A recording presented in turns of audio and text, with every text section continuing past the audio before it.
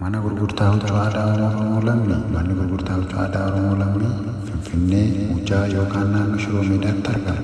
Akkasumas Dubaayii naannoo Shaarjaatti argama. Lakkoofsi bilbilaa keenya 99104621.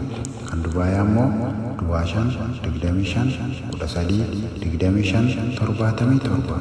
Kanneen biroo telegiraamii, waatsaappii, iimoo fi kan kana fakkaataniin nu dubbisuu dandeessu. Akkasumas diliivarii yookaan hanga manaatti isinii fiduu dandeenya. Aadaa ofii guddisuun duudhaa, safuu fi akkasumas eenyummaa ofii beekuudha. Bakka jirtan taa'aatii halluu nuun jedhaa. Biyyoota addunyaa kamirra yoo jiraattan DHL'dhaan isiniin ga'uu dandeenya.